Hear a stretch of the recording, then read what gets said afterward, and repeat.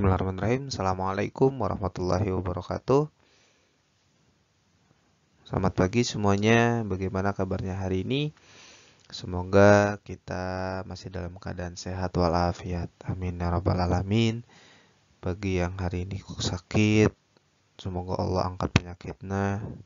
Dan semoga dari sakit yang dirasakan pada hari ini akan menjadikan atau akan menghapuskan dosa-dosanya yang telah lalu. Amin. Amin ya rabbal alamin. Ya, anak-anakku semua, untuk hari ini kita belajar pendidikan agama Islam, melanjutkan yang kemarin. Di pertemuan sebelumnya, kita sudah membahas tentang As-Somad dan Al-Muqtadir. Untuk hari ini, kita akan membahas dua Asmaul Husna, yaitu Al-Muqaddim dan Al-Baqi.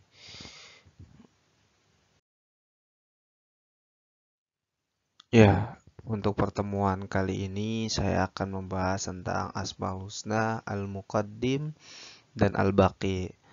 Apa sih arti Al-Muqaddim itu? Al-Muqaddim artinya adalah Maha mendahului, yakni Allah memiliki Asmaul Husna Al-Muqaddim yang berarti Allah mendahului semua makhluknya.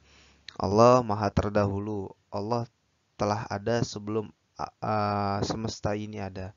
Sebagai pencipta alam, semesta beserta isinya, keberadaan Allah lebih dahulu dari ciptaannya.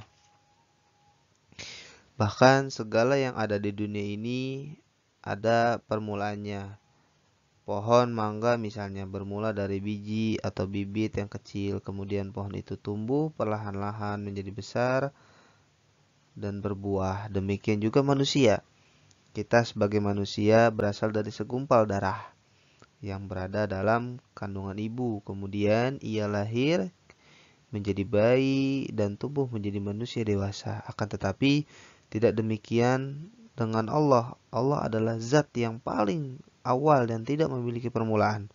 Allah juga terdahulu dari segalanya karena dialah yang menciptakan alam semesta ini. Tidak ada satupun makhluk yang mendahului keberadaan Allah.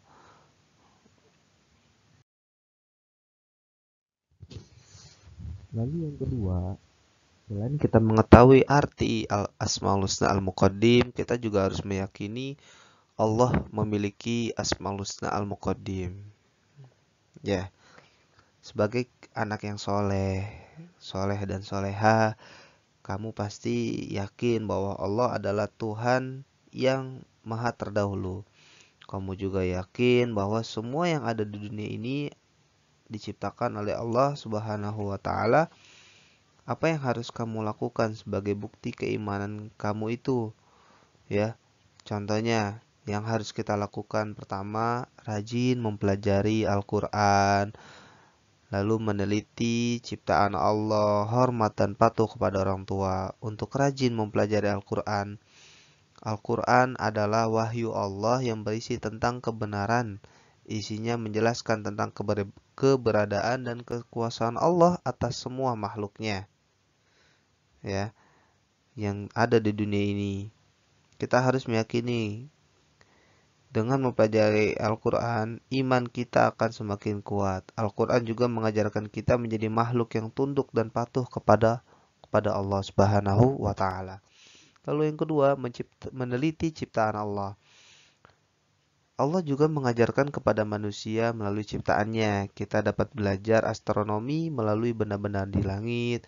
Lalu juga kita dapat belajar biologi melalui makhluk hidup, ya, tumbuhan atau binatang. Lalu juga kita keberadaan makhluk menunjukkan keberadaan penciptanya. Nah, semakin kita meneliti makhluk Allah, juga semakin besar iman kita kepadanya. Kita akan semakin kagum dengan kebesaran Allah melalui makhluk yang diciptakannya. Lalu yang ketiga adalah hormat dan patuh kepada orang tua. Orang tua kita juga dahulu daripada kita. Melalui mereka lah kita terlahir ke dunia ini. Oleh sebab itu, kita harus hormat dan patuh kepada orang tua yang telah melahirkan kita ke dunia ini. Lalu keberadaan orang tua juga menunjukkan keberadaan Allah sebagai penciptanya.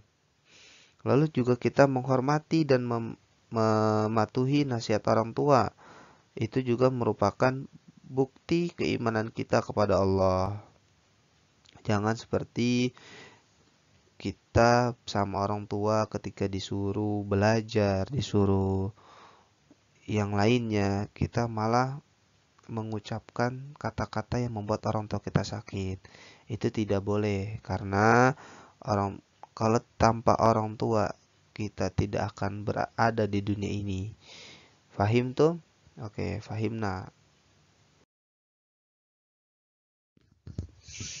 Nah, lalu yang akan dibahas selanjutnya adalah Asmaul Husna Al-Baqi. Apa sih arti Al-Baqi itu? Al-Baqi artinya adalah Maha Kekal. Allah memiliki Asmaul Husna Al-Baqi, berarti Allah itu Maha Kekal, abadi dan tidak pernah rusak. Allah Subhanahu wa taala berbeda dengan makhluknya. Semua makhluk akan mengalami kematian. Alam semesta ini akan mengalami kehancuran. Satu-satunya yang kekal dan abadi hanyalah Allah Subhanahu wa taala. Allah juga Sang Khalik, Maha Pencipta segala sesuatu. Di dalam Al-Qur'an surat Thaha ayat 73 Allah Subhanahu wa taala berfirman, A'udzu billahi minasyaitonir rajim. Inna amanna bi rabbina liyaghfira lana khotoyana wa ma akrahtana alaihi minas sihri. Wallahu khairu wa abqa. Kami benar-benar telah beriman kepada Tuhan kami, agar Dia mengampuni kesalahan-kesalahan kami dan sihir yang telah Engkau paksakan kepada kami, dan Allah lebih baik pahalanya dari dan lebih kekal azabnya. Surat Thaha ayat 73. Dan semua makhluk memiliki permulaan, memiliki akhir. Manusia, hewan, tumbuh-tumbuhan semua memiliki permulaan. Manusia dan hewan permulaannya dilahirkan, tumbuh-tumbuhan permulaannya dari bibit. Ketiga, makhluk itu akan tumbuh, berkembang, menua dan mati. Itulah akhir dari kehidupan makhluk, yaitu kematian. Tetapi Allah tidak memiliki permulaan karena Allah memiliki Asmaul Husna Al-Muqaddim. Allah pun tidak memiliki akhir karena Allah memiliki Asmaul Husna Al-Baqi. Meskipun dunia ini kiamat, alam semesta ini hancur, Allah akan tetap kekal dan abadi karena Allah yang mengatur permulaan dan akhir dari seluruh isi alam semesta ini.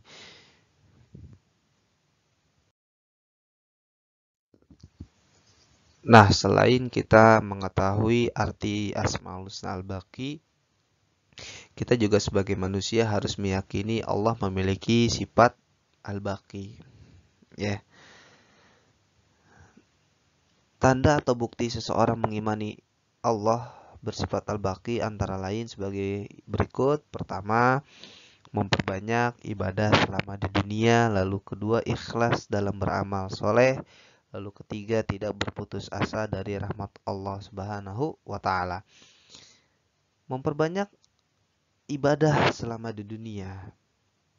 Dunia ini adalah ladang ibadah. Semua manusia harus rajin melaksanakan ibadah selama di dunia. Ibadah yang kita lakukan akan menjadi tabungan di akhirat. Semakin banyak ibadah kita, semakin banyak tabungan amal kita nantinya. Hidup di dunia hanya sementara. Karena itu, kita semua akan mati atau meninggal. Ya, kehidupan yang terpenting adalah kehidupan di akhirat. Karena kita akan kekal di sana. Untuk itu, mari kita sebagai siswa-siswi SD IT Persis harus memperbanyak ibadah kita, baik yang wajib ataupun yang sunnah, agar di akhirat kita tidak termaksud orang-orang yang merugi.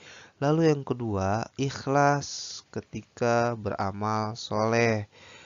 Amal ibadah yang diterima Allah adalah amal ibadah yang diniatkan ya dengan ikhlas.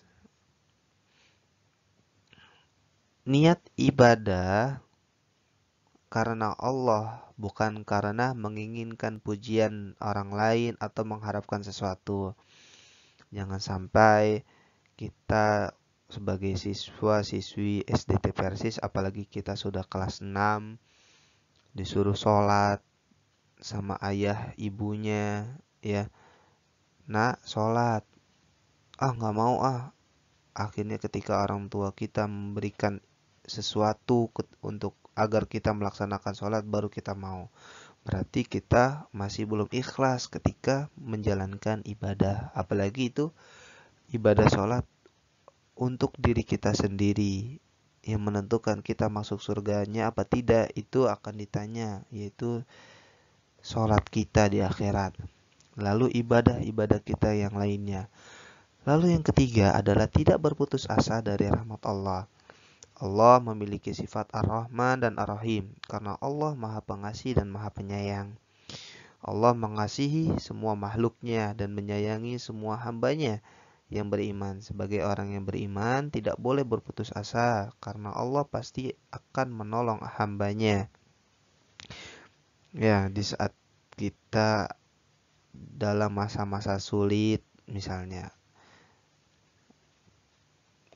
kita jangan berputus asa. La tai'asu min rahmatillah. Janganlah kamu berputus asa dari rahmat Allah. Ya. Kita juga yang harus kita lakukan sebagai seorang hamba Allah, kita pertama mau berusaha dan berdoa.